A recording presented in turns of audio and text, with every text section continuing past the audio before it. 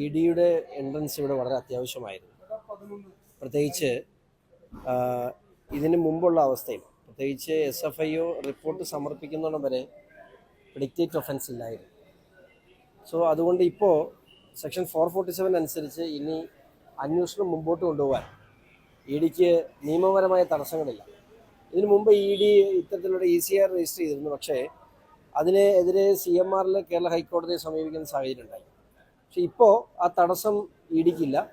E ഡിക്ക് കേസുമായിട്ട് മുമ്പോട്ട് പോകാം. കാരണം SFIOയുടെ അന്വേഷണം ത്തിൻ്റെ റിപ്പോർട്ട് കേരളത്തിൽ എറണാകുളത്ത് സ്പെഷ്യൽ കോർട്ടിൽ ഫയൽ ചെയ്ത സാഹചര്യത്തിൽ ഇനി എൻക്വയറിയുമായി മുമ്പോട്ട് പോകാൻ ഇ ഡിക്ക് നിയമപരമായ തടസ്സങ്ങളില്ല.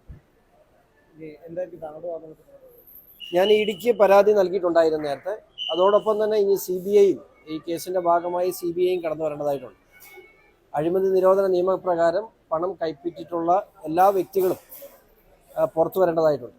അതുമാത്രമല്ല, എന്തിനു വേണ്ടിയാണ് ഒരു കമ്പനി, കേരളത്തിലെ ഒരു പബ്ലിക് ലിമിറ്റഡ് കമ്പനി എന്തിനു വേണ്ടിയാണ് ഈ കൈക്കൂലി കൊടുത്തതെന്ന് ജനങ്ങൾ അറിയണം. നമ്മൾ പറഞ്ഞത് മാത്രമല്ല, ഈ കേരളത്തിലെ എന്തോ അനധികൃതമായ കാര്യങ്ങൾ ചെയ്തു കൊടുത്തതിൻ്റെ പേരിലായിരിക്കുമല്ലോ തീർച്ചയായിട്ടും ഇത്തരത്തിലൊരു കൈക്കൂലി ഒരു കമ്പനി ഇത്രയേറെ രാഷ്ട്രീയ നേതാക്കൾക്ക് കൊടുത്തിട്ടുണ്ടാകുക. അപ്പം ഞാൻ പറഞ്ഞിട്ടുള്ള പരാതിയിൽ പിണറായി വിജയനും മകൾ മാത്രമല്ല, കേരളത്തിലെ ഇതുമായി ബന്ധപ്പെട്ട് ആരൊക്കെ, ഞാൻ എടുത്തു പറയുന്നു, ആരൊക്കെ ഈ കേസിൽ പ്രതികരിക്കും, ഇപ്പം ഞാനോ എൻ്റെ പിതാവോ ഉൾപ്പെടെ ഈ കേസിൽ കാശ് വാങ്ങിച്ചിട്ടുണ്ടെങ്കിൽ അവർക്കെല്ലാം എതിരെ നടപടി ചെയ്തു. ഞങ്ങളെല്ലാം രാഷ്ട്രീയ നേതാക്കളാണ്, രാഷ്ട്രീയ പ്രവർത്തകരാണ്. അപ്പോൾ ഈ കേസുമായി ബന്ധപ്പെട്ട് ആര് മേടിച്ചിട്ടുണ്ടെങ്കിൽ അത് ഗുരുതരമായ തെറ്റാണ്. അത് ഈ രാജ്യത്തെ, പ്രത്യേകിച്ച് ഈ സംസ്ഥാനത്തിൻ്റെ ഏറ്റവും വലിയ സ്വത്തായ കരിമണൽ കൊള്ളയ്ക്ക് കൂട്ടുനിന്നതിൻ്റെ പേരിലാണ് ഇവരെല്ലാം ഈ പണം കൈപ്പറ്റിയിട്ടുള്ളത്. അത് ഈ സംസ്ഥാനത്തിനുണ്ടാക്കി വെച്ച നഷ്ടം ഏറ്റവും കുറഞ്ഞത് കഴിഞ്ഞ 10-12 വർഷത്തിനുള്ളിൽ ഏറ്റവും കുറഞ്ഞത് 1 ലക്ഷം കോടി രൂപയിലധികമാണ് ഈ സംസ്ഥാനത്തിനുണ്ടാക്കി വെച്ചിട്ടുള്ള ഭീമമായ നഷ്ടം. സംസ്ഥാനത്തല്ല, ഈ രാജ്യത്തിനുണ്ടാക്കിയ നഷ്ടം. ആ നഷ്ടത്തിന് വീതം പറ്റിയ എല്ലാ നേതാക്കളും ഇതിൽ പ്രതി ചേർക്കപ്പെടണം, പ്രതി ചേർക്കപ്പെടും എന്ന് വിശ്വസിക്കുന്നു.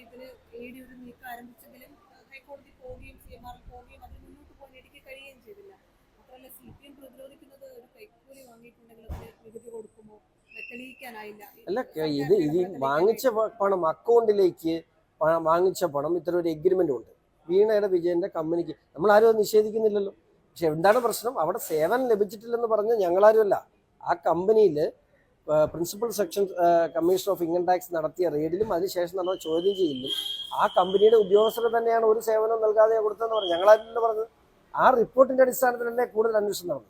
ആ കൂടുതൽ അന്വേഷണത്തിലും അവിടെ സോഫ്റ്റ്വെയർ സേവനങ്ങളോ മറ്റു കാര്യങ്ങളോ വീണ വിജയന്റെ കമ്പനിയിൽ നിന്നും ഉണ്ടായിട്ടില്ല എന്ന് വ്യക്തമാണ്. ഇത് മാത്രമല്ല, ഇതൊന്നും അല്ല, ഞാൻ പറയട്ടെ, ഞാൻ ഇതിനു മുമ്പ് നിങ്ങളോട് പറഞ്ഞല്ലോ, പ്രൈസ് വാട്ടർ കോർപ്പറേഷൻ ഉൾപ്പെടെ, ലാവിനുൾപ്പെടെ, അതുപോലെ മസാല ബോണ്ട്, നമ്മുടെ സംസ്ഥാനത്ത് കിഫ്ബി വഴി ഉണ്ടായ, അല്ലെങ്കിൽ അതിനുവേണ്ടി ഫണ്ട് സ്വരൂപിക്കാൻ വേണ്ടി ഉണ്ടാക്കിയ മസാല ബോണ്ടിന് നമ്മൾ കൊടുത്ത പലിശ എത്രയാണ്? 9.14% പലിശയ്ക്കാണ് സംസ്ഥാന സർക്കാർ കൊടുത്തത്.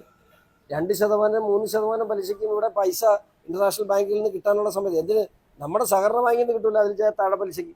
അപ്പോൾ ആ ബോണ്ടുകൾക്ക് ഇത്ര വലിയ പലിശ കൊടുക്കുകയും ആ ബോണ്ടുകൾ വാങ്ങിയ കമ്പനികൾ ആരൊക്കെയാണെന്നൊന്ന് അന്വേഷിച്ചാൽ അവർക്ക് കൊടുത്തേക്കുന്ന പലിശയും അതിനകത്ത് എത്ര വീതം പറ്റിയെന്നൊക്കെ ഇനിയും അന്വേഷിക്കേണ്ടതുണ്ട്. ഞാൻ എല്ലാ കാര്യങ്ങളും ഇപ്പോൾ പറയേണ്ട കാര്യമല്ലല്ലോ.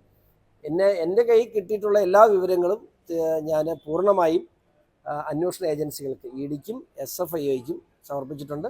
CBIയുടെ എൻക്വയറി ആവശ്യപ്പെട്ട് ഞാൻ കത്തയച്ചിട്ടുണ്ട്. മാത്രമല്ല, അത് ഈ പ്രത്യേകിച്ച് ഈ റിപ്പോർട്ട്, SFIOയുടെ റിപ്പോർട്ട് കോടതി സ്വീകരിച്ച് അത് പുറത്തു വരുന്ന സാഹചര്യത്തിൽ അതിൻ്റെ കോപ്പി ആവശ്യപ്പെടുമ്പോൾ അതിൽ പുറത്തു വരുന്ന സാഹചര്യത്തിൽ ഏതൊക്കെ ഏജൻസികൾ ഇതിനകത്ത് സഹകരിക്കേണ്ടതായിട്ടുണ്ട്. ഇപ്പോൾ security exchange board of India അതിൽ പ്രകാരം കുറ്റകരമാണ്. അതായത് ഒരു പബ്ലിക് ലിമിറ്റഡ് കമ്പനി അതിൻ്റെ ഷെയർ ഹോൾഡേഴ്സിനെ പറ്റിച്ചിട്ടുണ്ട്. അപ്പോൾ ഈ പണം തിരികെ മാത്രമല്ല, ഇത് മാത്രമല്ല, ഈ പിടിച്ച പണം, ഇവർ തട്ടിപ്പ് നടത്തിയ വ്യക്തികളിൽ നിന്നും തിരികെ പിടിച്ച് കമ്പനിയിൽ കൊണ്ടുവരണമെന്നും എൻ്റെ പരാതിയിൽ ആവശ്യം ഉന്നയിച്ചിട്ടുണ്ട്. അപ്പോൾ അതുമൊക്കെ ഇനി ഒത്തിരി ജോലികൾ, ഇതിൻ്റെ ഒരു 10% ജോലികളെ കഴിഞ്ഞിട്ടുള്ളൂ. ബാക്കി 90% ഇനി അവശേഷിക്കുന്നു. ഇതിൻ്റെ ഏറ്റവും അങ്ങേറ്റം വരെ, നീതി കിട്ടുന്നിടം വരെ മുമ്പോട്ട് പോകാൻ തന്നെയാണ് എൻ്റെ നേതാക്കന്മാരും എൻ്റെ പാർട്ടിയും എന്നോട് ആവശ്യപ്പെട്ടത്.